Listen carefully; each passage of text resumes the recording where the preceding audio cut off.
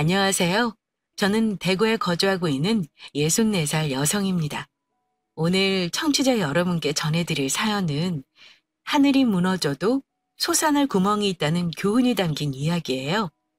병든 시부모를 극진히 간호한 저를 몰라보고 매몰차게 버린 남편에게 통쾌하게 복수한 이야기입니다. 오래전 이야기지만 잘 자란 딸을 보니 문득 생각나서 사연 보내게 되었어요. 그럼 지금부터 저의 이야기를 시작하겠습니다. 저희 아빠는 가부장적인 사람이었습니다. 여자는 빨리 시집가서 남편을 내줘야 한다고 생각하셨어요. 그래서 제가 20대 중반이 되자 서둘러 결혼하라며 재촉했습니다. 당시 만나던 사람도 없던 터라 아빠는 주변에서 선자리를 알아봐 주셨어요. 그때 남편을 만났습니다. 지금도 첫 만남의 모습이 선하네요. 안녕하세요.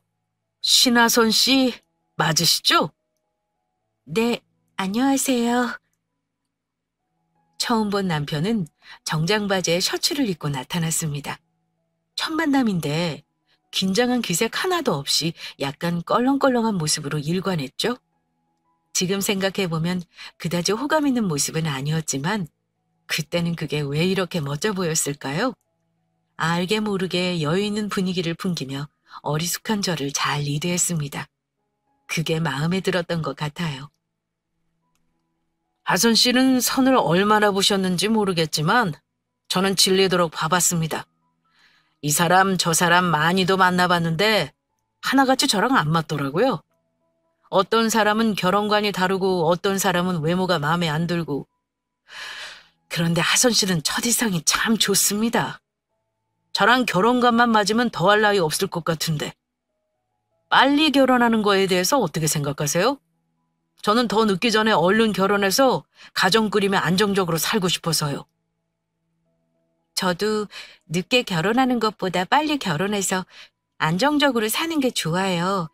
안 그래도 집에서 빨리 시집가라고 재촉하시기도 하고요. 그렇죠. 여자는 30 가까워지면 별 볼 일 없어집니다. 그러면 애는 몇 명이나 낳고 싶습니까? 저는 그다지 수는 상관없지만 아들은 꼭 낳아줬으면 합니다. 저는 아들 하나, 딸 하나 생각하고 있어요. 그건 뭐 살면서 차차 맞추면 되고, 대강 이야기해보니까 저랑 대화도 잘 통하고 나쁘지 않을 것 같은데 계속 만나보는 건 어떻습니까? 워낙 숙맥인 성격이라 남자를 많이 상대해보지 않은 저는 남편의 거침없는 리드가 싫지 않았습니다. 오히려 더 편하다고 느껴졌어요. 호감이 없지 않아서 몇 번 더 만나보는 것에 좋다고 동의했습니다. 그렇게 우리는 만나서 밥을 먹거나 차를 마시며 데이트했어요. 그리고 성미 급한 남편이 결국 못 참고 짧게 연애하다 결혼하고 싶다고 표현해왔습니다. 저는 앞으로 하선 씨랑 함께할 날이 머릿속에 쫙 그려집니다. 서로 마음 맞고 생각하는 목표가 같다면 시간 낭비할 필요 뭐 있겠어요? 후딱 결혼하고 가정 꾸립시다. 하선 씨도 저한테 마음 있으니까 만나서 밥 먹고 차 마시는 거 아니겠습니까? 그렇죠? 네, 뭐 그렇긴 하지만 연애다운 연애도 제대로 안 해봤는데 벌써 결혼 생각부터 하니 뭘 어떻게 해야 할지 모르겠어요. 하선 씨, 연애 그거 뭐 별거 있습니까? 결혼해서 서로 더 알아가나 연애하면서 알아가나 똑같습니다. 괜히 연애까지 하면 더 시간 낭비죠. 하선 씨나 나나 빨리 가정 꾸리는 게 목표니까 시간 놓치지 말고 확 결혼합시다. 못다한 연애는 결혼 준비하면서 해도 충분하고요. 괜찮죠? 남편은 거침없이 제게 결혼을 밀어붙였습니다. 저는 조금 더 연애 기간 갖고 싶었는데 남편은 그런 저를 가만히 내버려 두지 않았어요. 계속해서 결혼 이야기를 꺼내며 빨리 해치워버리고 싶어 했습니다. 이 사실을 알게 된 아빠는 망설일 게 뭐 있냐며 얼른 시집가라고 하셨어요. 남편 집안이 나쁘지 않고 남편이 하는 일도 안정적이니 마음에 든다면서 말이죠. 더는 아빠랑 살 생각 말고 빨리빨리 시집가서 너도 네 앞가림하며 살아라. 시집가서는 죽이 되든 밥이 되든 돌아올 생각 말고. 엄마는 저를 낳다가 돌아가셨다고 했습니다. 어릴 때부터 엄마 사랑 한번 받지 못하고 컸습니다. 아빠는 저를 사랑하면서도 저 때문에 엄마를 잃었다는 상실감이 크셨는지 저를 미워하기도 하셨습니다. 그래서 늘 빨리 시집가서 털어내버리고 싶어 하셨어요. 곁에 두면 볼 때마다 엄마 생각에 괴로워하셨죠. 그 마음을 알기 때문에 남편과 결혼을 결심하기까지 오래 걸리지 않았어요. 지금에서야 생각해보면 말도 안 되는 결혼이지만 그 당시 저는 참 순수하고 바보 같았습니다. 워낙 제 뜻을 내세워 본 적이 없어서 그런지 거침없이 저를 리드하는 남편의 모습이 좋았어요. 또 아빠를 떠날 수 있는 유일한 도피처라고 생각했죠. 남편에 대한 마음도 싫지 않아서 결혼하기로 뜻을 모았고 시댁 집안의 도움으로 결혼 준비는 무리 없이 진행되었습니다. 그러면서 시부모님은 결혼하고 본인들을 모시며 함께 살고자 했습니다.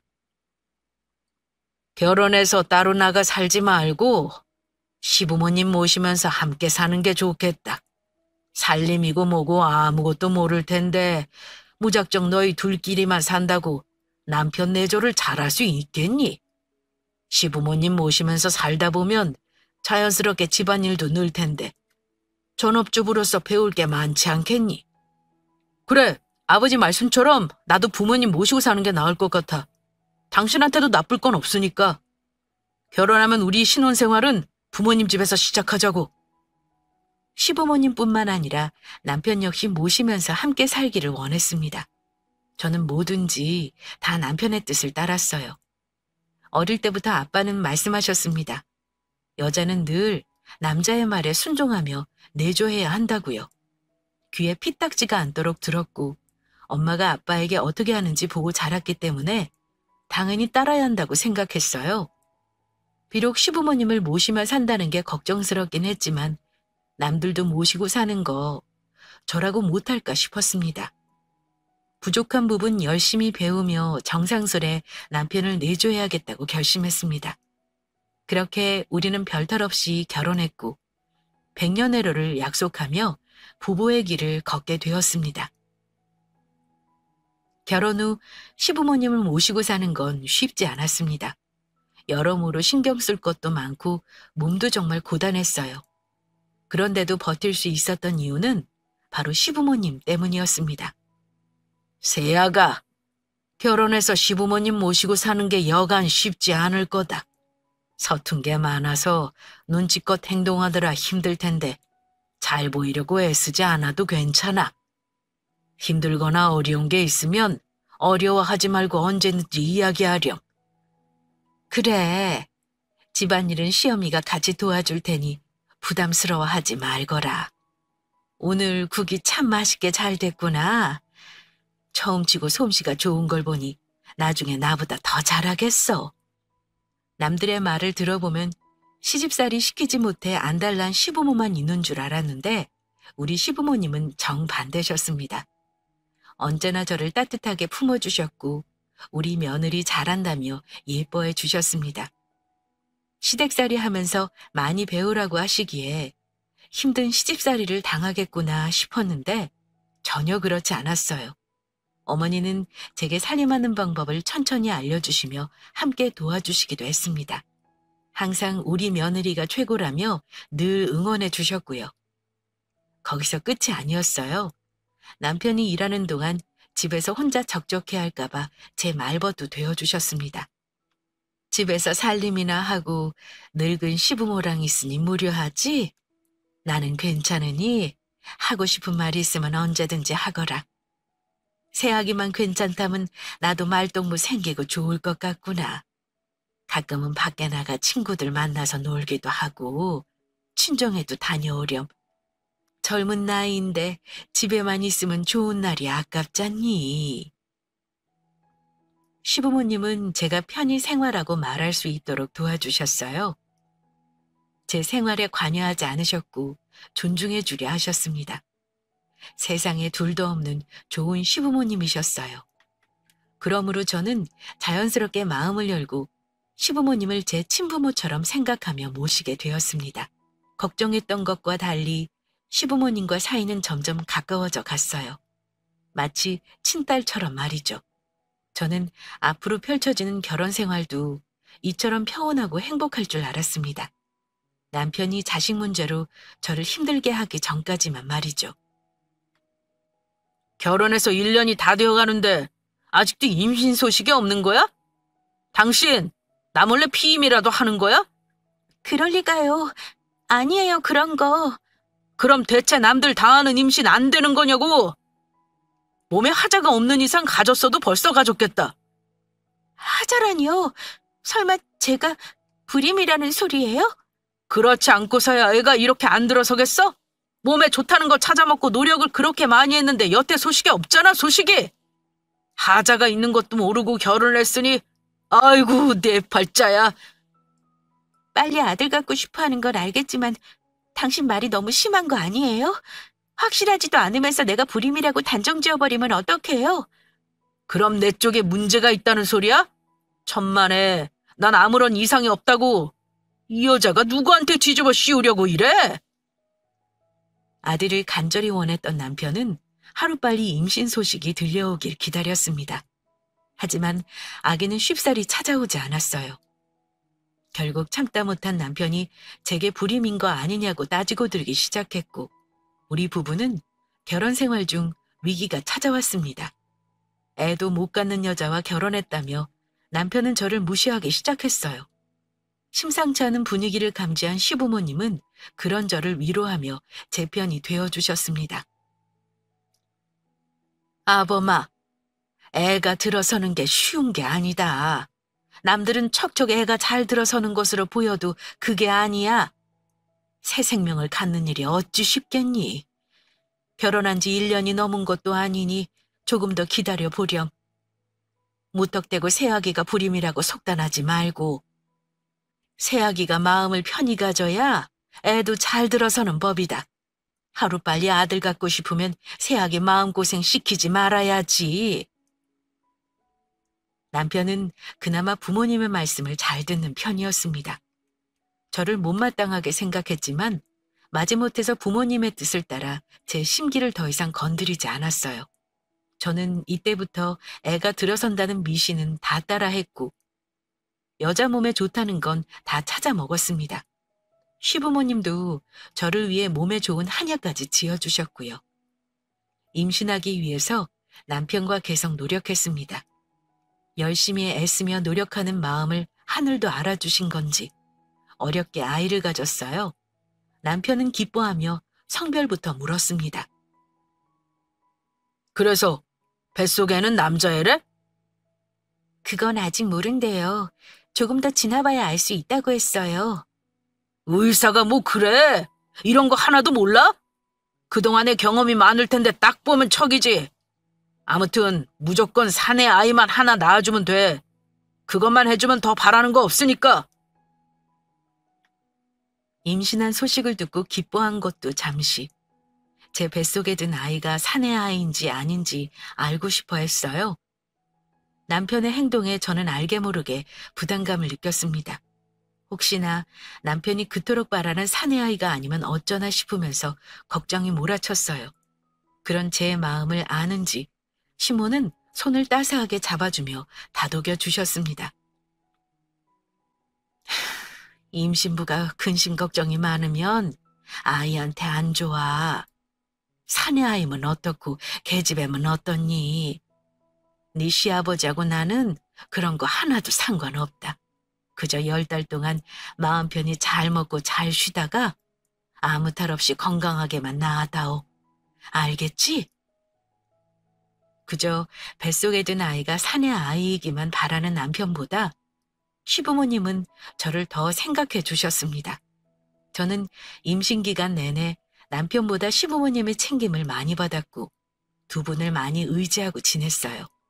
그리고 시간이 조금 지나서 뱃속에 자라고 있는 아이가 딸인 걸 알게 되었습니다. 그러자 남편의 태도는 전과 같은 모습으로 한순간에 뒤바뀌었어요. 남들은 산에 잘만 갖는다더라. 겨우겨우 임신했는데 고작 뱃속에 있는 게 계집애야? 여보, 계집애면 어떻고 사내 아이면 어때요? 우리 아이인 건 달라지지 않잖아요. 난 계집애보다 아들을 원했다고 누가 당신더러 계집애나 낳아달래? 뱃속에 여자아이를 가졌다는 이유로 남편은 절 쓸모없는 사람 취급했습니다. 그러면서 배불러 있는 저를 잘 챙기지도 않았어요. 그렇게 남편의 관심 없이 딸을 출산했고 우리 딸은 아빠의 따뜻한 사랑 한번 받지 못하고 자라게 되었습니다. 그 뒤로 남편은 사내를 낳아야 한다며 제게 둘째를 강요했지만 임신은 쉽사리 이루어지지 않았어요. 임신하는 게 뭐가 그렇게 힘들다고 애 하나를 못 가져? 쓸데없는 계집애를 낳았으면 제대로 된 사내 아이를 낳아줘야 할 거 아니야? 그거 하나 못해서 사람을 이렇게 고생시켜? 집구석에 박혀서 살림만 하는 주제. 대체 뭐가 힘들다고 임신 한번 쉽게 못하냐고? 이럴 줄 알았으면 너랑 결혼하는 게 아니었어. 어느 정도 내 말 잘 듣고 애 잘 낳게 생겨서 결혼한 건데 이게 뭐냐고! 둘째가 잘 들어서지 않는 이유로 남편과의 불화는 점점 잦아졌습니다. 저는 그 스트레스는 견디지 못할 만큼 마음이 참 어려웠어요. 남편을 사랑해서 한 결혼인데 사랑하는 사람이 절 쓸모없다 여기니 상처는 상상할 수 없을 정도로 커져만 갔습니다. 남편은 제가 꼴도 보기 싫다며 점점 밖으로 돌기 시작했어요. 집에 잘 들어오지도 않고 연락도 잘 안 됐습니다. 어쩌다 가끔 집에 들어와서 옷만 갈아입고 나가는 정도였어요. 남편과 저는 호적상만 부부인 채로 살아갔습니다. 그런 저를 시부모님께서는 참 안타까워하셨어요. 새아기 많이 힘들지? 애 낳고 몸조리 하면서 애 돌보려니 많이 힘들 게야. 애는 우리가 봐줄 테니 피곤할 텐데 좀 쉬거라. 아니에요, 어머니. 제가 볼게요. 됐어. 안 그래도 집에 잘 들어오지도 않은 우리 아들 기다리느라 잠도 잘 못 자는 것 같던데. 한숨 눈 좀 붙이렴. 아휴, 결혼하면 철 좀 들 줄 알았더니 우리 아들이 글쎄 이렇게 철이 없어. 제 마누라랑 애가 여기 이렇게 있는데 들여다보지도 않고 말이야. 내가 대신 사과하마. 남편 때문에 여러 가지로 마음이 힘들었지만 돌이켜보면 시부모님 때문에 견딜 수 있었어요. 두 분이 안 계셨었다면 저는 정말 갓난 딸아이를 안고 매일 울면서 지냈을 겁니다. 시부모님은 제가 흔들리지 않게 옆에서 잘 지탱해주며 잡아주신 고마운 분들이셨어요. 그 마음이 감사해서 남편보다 시부모님을 보며 힘을 냈습니다.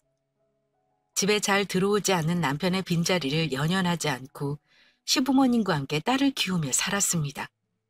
그러던 어느 날 시아버지께서 오랜 지병으로 고생하시다 결국 돌아가셨어요.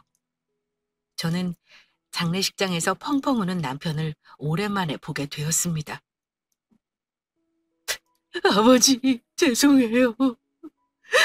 제가 잘 챙겨드리지도 못하고 살아계셨을 때 떡두꺼비 같은 손주 품에 안겨드렸어야 했는데 여자 하나 잘못 만나서 아버지께 손주 한번 얼굴 못 보여드려서 죄송해요. 집 밖으로 돌기만 하느라 아버님을 제대로 살피지 못한 남편은 마지막 임종도 지키지 못했습니다. 나중에는 그 탓을 모두 제게 돌리더군요. 이게 다 너 때문이야. 네가 아들만 낳아줬어도 내가 이렇게 밖으로 돌지 않았을 거라고. 우리 아버지 살아계셨을 때 대를 이을 손주 품에 안겨드리지 못한 거 어떡할 거야? 그 불효를 네가 어떻게 할 거냐고. 어디서 우리 집에 저런 재수 없는 게 들어와서 아버지 가시는 마지막 길 지켜드리지도 못하고. 오랜만에 집에 와놓고 그게 네 아내한테 할 소리냐? 너 없는 동안 새아기가 얼마나 힘들게 네 아빠 간호며 수벌 들었는데 밖에서 네 마음대로 지낼 때는 언제고 멀쩡한 애를 잡아, 이놈아. 새아기한테 더 이상 이상한 소리 마라. 떡두꺼비 같은 아들은 못 낳아줬어도 어여쁜 딸 낳아줬으면 그걸로 됐지. 뭘 그리 잘못했다고 이러냐. 계집애란 이유로 네 자식 한번 제대로 봐주고 안아준 적이 있든? 아비란 게 철이 철딱서니가 없어서야 원. 아버지가 손주도 못 보고 돌아가셨는데 엄마는 아무렇지도 않아? 내가 엄마 자식이고 아들인데 어떻게 저것만 감싸둘 수 있어? 내 자식이 말도 안 되는 거로 사람 힘들게 하는데 어느 부모가 동의하냐? 내 며느리 남이라고 생각한 적 한 번도 없다. 우리 집에 시집 온 이상 내 친딸처럼 생각하고 지냈어. 밖으로 나돌면서 네 아버지 챙기지도 않는 너보다는 적어도 우리 새아기가 더 많이 효도했을 게다. 두말할 것도 없이 앞으로 새아기한테 뭐라 하지 마라. 에이, 이놈의 집구석. 그렇게 며느리 좋으면 친딸 같지도 않던 전현이랑 평생 지지고 볶고 살아. 난 빠져줄 테니까. 저놈이. 그렇게 남편은 대강 짐을 싸더니 호련히 집을 나갔습니다. 남편의 행동에 시어머니는 신세한탄하시며 속상해하셨고 저는 모든 게 저 때문에 벌어진 일 같아 죄스럽기만 했어요. 아들만 낳았다면 남편이 저러지 않았을 텐데 라고 생각하며 그러지 못한 저 자신을 탓하기만 했습니다. 그런 제 마음을 느낀 시어머니는 저를 위로하며 괜찮다고 다독여 주셨어요. 너도 알다시피 내 아들이지만 저렇게 철이 없어. 지금은 새아기 마음을 몰라주는 것 같아도 언젠가는 정신 차리고 후회할 것이다. 그러니 너무 속에 담아두지 말고 털어내거라. 그래야 새아기 너도 좋을 테니. 집 나간 아들은 시간 지나면 다 돌아오게 되어 있으니 그때까지만 나와 함께 견뎌보자. 제 딸 두고 얻지 못할 거야. 핏줄은 강하게 끌린다고 하지 않니? 거기다 조강지처를 함부로 버릴 수는 없을 게다. 저 자신이 잘못되어 남편이 집을 나갔다며 자책하기도 했고 한편으로는 저와 딸을 버리고 나간 남편이 원망스럽기도 했습니다. 하지만 저는 버틸 수 있었어요. 제 옆을 든든히 지켜주고 계시는 시어머니 때문이라도 힘을 내야 했습니다. 그날 이후 집 나간 남편은 언젠간 돌아올 거란 믿음으로 시어머니를 모시며 딸과 지냈어요. 아빠의 사랑 없이 빈자리를 느끼면 어쩌나 걱정했지만 딸은 아무 탈 없이 무럭무럭 잘 커주었습니다. 저는 시어머니를 엄마처럼 생각하며 여느 고부 사이와는 다르게 엄마와 딸처럼 화목하게 지냈어요. 그런데 종종 시어머니의 기쁜 한숨과 먼저 떠나보낸 시아버님을 떠올리며 그리워하시는 모습을 볼 수 있었습니다. 종종 혼자 방 안에 앉아서 아버님의 영정사진을 끌어안고 우시곤 했으니까요. 영감, 뭐가 그리 급하다고 나 혼자 남겨두고 갔어요.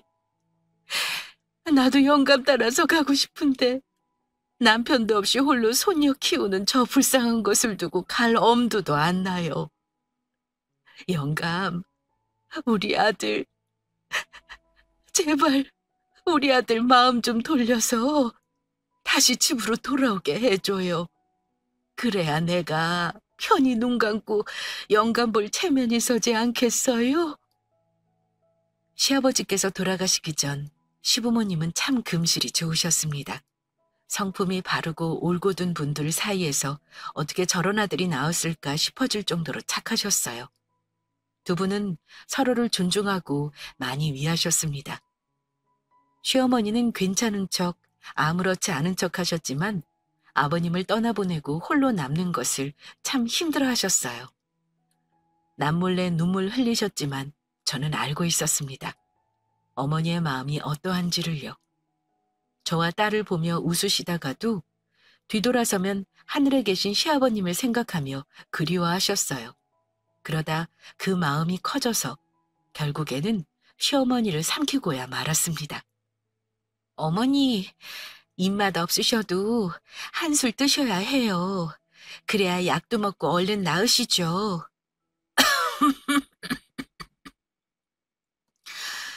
나 때문에 네가 고생이 많구나. 애 키우랴, 집안일 하랴 힘들 텐데 나까지 아파서 어쩌면 좋을꼬. 내가 얼른 나아야 우리 며느라기가 덜 고생할 텐데. 고생은요. 그런 말씀이 어딨어요? 저 고생하는 거 하나도 없어요. 그러니까 괜한 걱정하지 마시고 얼른 한 술이라도 드세요. 오늘 아무것도 못 드셨잖아요. 이러다 정말 어머니마저 잘못 드시면 저 못 살아요. 그래, 그래. 우리 며느리가 애써서 만든 건데 입맛 없어도 한술 뜨마. 너 혼자 두고 가면 내 마음도 편치 않아서 쉽사리 눈도 못 감겠어. 며느라기 봐서라도 내가 얼른 기운 차려야지. 시아버님을 보내고 그리워만 하시다 시름시름 앓기 시작한 시어머니는 결국 몸져 눕고 말았습니다. 저는 그런 시어머니가 걱정되어 밤새 곁을 지키며 수발을 들었어요. 그리고 동네 사람들은 아픈 시어머니를 보며 말했습니다. 원래 금실 좋은 부부는 한 사람이 먼저 죽으면 나머지 사람도 못 견디고 따라간다고요. 전 그 말이 참 싫었어요. 친정으로 돌아갈 수도 없는데 어머니마저 안 계시면 딸과 저 달랑 둘뿐이란 생각에 막막하고 두렵기만 했습니다. 엄마 사랑 한번 제대로 받아보지 못한 저를 친딸처럼 아껴주신 분이라 애틋한 정이 컸기 때문이죠. 그래서 온 마음과 정성을 다해 지극정성으로 어머니를 모셨어요. 그렇게 1년이란 시간이 흘렀습니다. 어머니, 약 드실 시간이에요. 의사가 식사 안 하고 먹어도 된다고 했으니까 기운 없으셔도 잠깐 일어나 보세요. 약은 드셔야죠. 그래. 남편 없는 1년 동안 저는 어머님의 건강만 생각하며 지냈어요. 오로지 어머니께서 나으실 수만 있다면 모든 노력하며 말이죠. 매일 밤 달을 보며 간절히 빌었는데 하늘은 제 뜻을 들어주지 않으셨습니다. 날이 갈수록 어머니의 건강 상태는 계속해서 안 좋아졌으니까요. 이제는 제대로 몸을 가눌 힘도 없어 하셨습니다. 부쩍 누워서 잠만 주무시려 했어요. 저는 예상되는 미래가 싫고 두렵기만 했습니다. 그러던 어느 날 반가운 사람이 집 대문을 열고 들어왔습니다. 엄마, 나왔어! 좀 나와봐! 오랜만에 들리는 목소리지만 틀림없었어요. 1년 동안 연락 한 통 없던 남편의 목소리였습니다. 어머니, 그이가 왔나 봐요. 어머니 말씀이 맞았어요. 언젠가는 정신 차리고 돌아올 거라는 말씀이요. 어머님 곁에서 간호하던 저는 남편의 목소리를 듣고 기쁜 마음에 버선발로 맞이했습니다. 그런데 오랜만에 본 남편 옆에 웬 낯선 여자가 서 있더군요. 남편을 보고 반가운 마음도 잠시 남편의 팔짱을 끼고 서 있는 여자가 눈에 들어왔습니다. 여보, 왜 이제서야 왔어요? 어머니랑 내가 당신을 얼마나 기다렸는데. 그런데 옆에 있는 이 여자는 누구예요? 그건 네가 알 필요 없고 비켜! 너 보러 온 거 아니니까. 우리 엄마 방에 계시니까 신발 벗고 들어가서 인사드리자. 1년 만에 만나는 건데 남편은 제게 눈길조차 주지 않았습니다. 반갑게 인사하는 저를 등한시하고 옆에 있는 여자와 다정스럽게 어머니가 계신 방 안으로 들어갔어요. 그리고 문을 열고 누워있는 어머니를 본 남편은 다짜고짜 제게 와서 뺨을 때렸습니다. 대체 그동안 뭐하고 앉아있었어? 집구석에서 우리 엄마 하나 제대로 살피지 못해? 너 그동안 우리 엄마한테 무슨 짓을 한 거야, 이년아? 나 없다고 늙고 힘없는 우리 엄마 괴롭히기라도 했냐? 내가 너 이럴 줄 알았어. 이 천하의 재수없는 년 같으니라고. 네 년이 우리 집에 들어오고 나서부터 내 인생이 제대로 흘러가질 않았어. 여자 구실도 제대로 못하질 않나. 멀쩡하시던 우리 아버지 병나서 돌아가시게 하질 않나. 이제는 하물며 우리 엄마까지 잡아먹게? 이 망하려나? 진작에 너같이 재수 온 붙은 년이랑은 끝냈어야 했는데 내가 미쳤지. 남편에게 뺨을 맞고 주저앉은 저는 알 수 없는 소리에 어안이 벙벙했습니다. 뒤늦게 남편이 오해하고 있다는 것을 깨닫고 아니라고 해명했지만 저를 향한 경멸 섞인 눈빛은 바뀌지 않았어요. 여보, 아니에요. 오해해요. 내가 왜 어머니를 제대로 안 살폈겠어요. 나도 당신만큼이나 어머니를 친엄마로 생각하고 있는 사람이에요. 그런 내가 어떻게 어머니를 그냥 두겠냐고요. 시끄러워! 어디서 뚫린 입이라고 함부로 짓거리고 있어? 그놈의 여보 소리 집어치워. 내가 왜 네 여보야? 이제 너 같은 건 필요 없어. 쓸모없는 네 딸 데리고 내 집에서 썩 꺼져. 엄마는 이제 내 새 아내가 모실 테니까. 뭐라고요? 새 아내요? 그럼 내가 계속 너 같은 년이랑 살 줄 알았어? 가진 것 하나 없고 사내 자식 하나 제대로 못 낳는 널 내가 왜 데리고 살아? 미쳤냐? 이 여자 나랑 결혼할 사람이니까 군말 없이 내 집에서 당장 꺼져. 그동안 우리 엄마 이 지경으로 만든 거 가만 안 두려고 했는데 조용히 입 닥치고 나가면 그냥 눈 감아 줄 테니까 잘 생각하라고. 안 나가고 버텨봤자 좋을 건 없을 거야. 자, 어서 엄마께 인사드려. 엄마, 새며느리가 인사드린다고 하니 눈 좀 떠봐. 인사는 받아줘야지. 여기 새며느리 뱃속에 누가 있는 줄 알아? 우리 집 대를 이을 사내아가 떡하니 들어있단 말이야. 우리 아버지도 손주 태어나는 거 보시고 갔으면 참 좋았을 텐데. 엄마는 태어날 손주 얼굴 보고 가셔야지. 그러니 좀 일어나서 나 좀 봐봐. 어머, 오빠, 이게 뭐야? 이렇게 아파서 골골댄다는 말 없었잖아. 나 병수발 같은 거 잘 못해. 다 늙은 시어머니 모시고 살기 싫다고.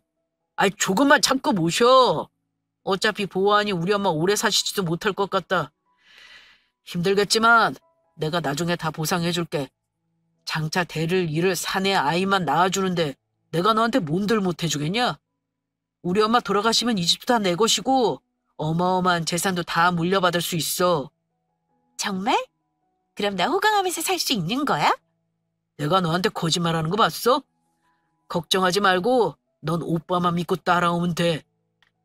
남편의 말을 듣고 시선을 따라 옆에 여자의 배를 쳐다봤습니다. 처음에는 알지 못했는데 다시 보니 배가 살짝 나와 있더군요. 하늘이 다 무너져 내리는 기분이었습니다. 시간이 얼마나 걸리든 다시 돌아올 거라는 믿음을 갖고 홀로 딸을 키우며 어머니를 보살폈는데 제게 돌아온 건 배신과 상처뿐이었어요. 믿기지 않는 현실에 가슴을 움켜잡고 통곡했습니다. 아무것도 모른 채 저를 보며 우는 딸을 안고 말이죠. 그때 힘겨운 어머니의 음성이 들려왔습니다. 언젠가는 네가 돌아올 거라 믿었다. 그런데 이렇게 못난 모습으로 돌아올 줄은 몰랐구나. 철딱선이 없고 아무리 부모 속을 썩인 자식놈이라도 제 자식과 조강지처를 쳐버릴 줄은 몰랐어. 내가 널 잘못 키워도 한참 잘못 키웠구나. 영감을 다시 만났을 때 좋은 이야기만 나누고 싶었는데 집 나간 우리 아들 정신 차리고 다시 돌아왔다고. 그래서 새아기랑 예쁜 손녀 잘 키우며 살고 있다고 전해주고 싶었는데 네가 이리도 어미 체면을 다 깎는구나. 그렇다면 나도 어쩔 수 없어. 딸과 조강지처를 쳐버리겠다면 나도 네 손을 놓으마. 너처럼 못난 놈을 더 이상 아들이라고 생각하지 않을 거야. 그러니 이 집에서 나갈 사람은 바로 너다. 앞으로 내 집에서 얼씬거릴 생각하지 말고 당장 나가거라. 네가 멋대로 임신시킨 저 여자 데리고 당장 나가, 이놈아. 엄마, 그게 하나뿐인 아들한테 할 소리야? 나가라니. 내가 왜 나가? 나가야 할 건 내가 아니라 전현이지. 나 없을 때 엄마 제대로 챙기지도 못한 전현을 감싸고 돌고 싶어? 누가 보면 아주 친딸인 줄 알겠어. 정신 차려. 엄마 자식은 바로 나라고. 너 같은 자식 둔 적 없어. 너처럼 인간 같지도 않은 놈. 내 아들로 두고 싶지 않다. 부모와 자식 간의 연을 어떻게 끊을 수 있겠냐고 하지만 난 살 날이 얼마 남지 않았어. 죽음을 앞둔 사람이 뭔들 못하겠니?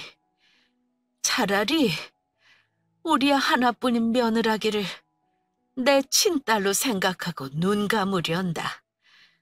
그동안 연락 한 통 없이 네 멋대로 지내는 동안 며느라기가 아픈 날 얼마나 극진이 대했는데 남편 없이 혼자 애 키우며 정성스레 아픈 시모 챙기는 사람은 우리 며느라기밖에 없을 게다. 네가 내게 한 유일한 효도는 며느라기와 결혼한 거야. 이제 나는 남은 생 며느라기랑 내 손녀와 보내련다. 네 아버지가 물려주신 재산도 이미 다 며느리에게 물려줄 준비 해놨다. 어머니는 힘없이 축 늘어져 계셨지만 이때만큼은 힘겹게 힘을 내시며 저를 위해 목소리를 내셨습니다. 그리고 제게 재산을 다 물려준다고 하자 남편은 눈이 돌아 난리를 쳤어요. 뭐? 그게 진짜야? 내가 죽으면 상속 1순위가 우리 며느리하고 손녀야. 하나뿐인 내 며느리와 손녀딸 말이다. 말도 안 돼. 친자식이 멀쩡히 살아있는데 누구한테 재산을 물려줘? 엄마가 나한테 이러면 안 되지. 남편은 소리소리 지르며 집안 살림을 다 집어던졌습니다. 요란스러운 소란에 하나 둘 동네 사람들이 모이기 시작했어요. 그리고 못난 꼴을 보고 혀를 끌끌 차면서 말을 거들었습니다. 아픈 제 엄마 조강지 쳐버리고 나간 놈이 뭘 잘했다고 다른 여자를 데려와? 아유 그러게. 그것도 임신까지 떡 시켜서 말이야. 사람이 저러면 안 되지. 살아생전에 제 아빠 이 꼴로 봤으면 뒷목 잡고 쓰러지셨을 거야. 뭐? 다들 구경 났어? 남의 집 일에 웬 참견이야? 저 싸가지 없는 놈 보소. 제 엄마한테도 그러더니 어른한테 말하는 것 좀 봐. 차라리 저런 못돼 먹은 놈보다 착한 며느리 데리고 사는 게 100번 1000번 낫지. 네 엄마랑 조강지 쳐갔으면 그만 못 받고 나가 이놈아. 사람들의 찌푸려진 눈살과 쓴소리가 여기저기서 날아왔어요. 급기야는 젊은 총각들까지 합세해서 남편과 옆에 여자를 끌고 나갔습니다. 남은 사람들은 하염없이 우는 저를 위로하며 집안 정리까지 같이 도와주셨어요. 나중에 어머니와 단둘이 남게 되었을 때 어머니는 제 손을 꼭 잡으셨고 힘겹게 숨을 몰아쉬며 말씀하셨습니다. 아가, 내가 죽으면 이 집하고 땅들 다 네가 물려받을 수 있게 해놨다. 아들이 정신 차리고 돌아오길 바랬지만 내 아들 내가 잘 알잖니. 혹시 싶어 재산은 네가 받도록 바꿔놓길 잘했지 뭐야. 네가 우리 집에 처음 시집 왔을 때가 생각나는구나. 그때 결혼하자마자 시댁살이 하라고 해서 놀랐을 거야. 네 마음 다 안다. 그런데 어쩔 수 없었어. 망나니처럼 제멋대로 구는 아들놈이 혹여라도 네게 못된 짓 할까 봐 걱정됐다. 그래서 같이 살면서 옆에 두면 제 아버지 무서워서 네게 잘할 줄 알았어. 그렇게 탈 없이 살 줄 알았는데 미안하구나. 어머니, 그런 말씀 마세요. 저는 괜찮아요, 어머니. 어머님, 아버님 모시고 사는 거 하나도 힘들지 않았어요. 되려 얼마나 좋았는데요. 재산이고 뭐고 저는 다 필요 없어요. 그런 소리 마시고 건강 회복할 생각만 하세요. 미안하구나. 이제 내가 더는 못 버틸 것 같아. 그간 너 혼자 내버려둘 생각에 쉽사리 눈을 감을 수 없었어. 그런데 이제는 때가 된 것 같구나. 영감이 나더러 이만하고 오라지 뭐니. 내가 곁에 없어도 슬플 것도 없다. 나와 영감은 하늘에서 너와 손녀가 잘 살긴 응원하마. 언제나 너희 곁에 있을 거니까 이제는 돌아오지도 않을 남편 기다리지 말거라. 하고 싶은 거 마음껏 하면서 네 인생 살아. 그게 내가 네게 마지막으로 해줄 수 있는 선물인 것 같구나. 이 재산이면 앞으로 손녀랑 같이 살아나가기 어렵지 않을 거야. 약속해다오. 꼭 널 위한 삶을 살겠다고. 네, 네 어머니, 꼭 그럴게요. 그러니 걱정 마시고 저 잘 사는 모습 지켜봐 주세요. 그래, 꼭 지켜보마. 나 없어도 잘할 수 있을 거야. 눈에 넣어도 안 아픈 손녀와 행복하게 지내렴. 내 하나뿐인 며느리, 우리 딸, 미안했고, 고마웠고, 참 사랑한다. 그렇게 어머니는 편한 미소를 지으며 눈을 감으셨습니다. 저는 점점 식어가는 어머니의 손을 잡으며 참을 수 없는 눈물을 쏟아냈어요. 이로써 어머니는 그토록 그리워하던 아버님 곁으로 가셨습니다.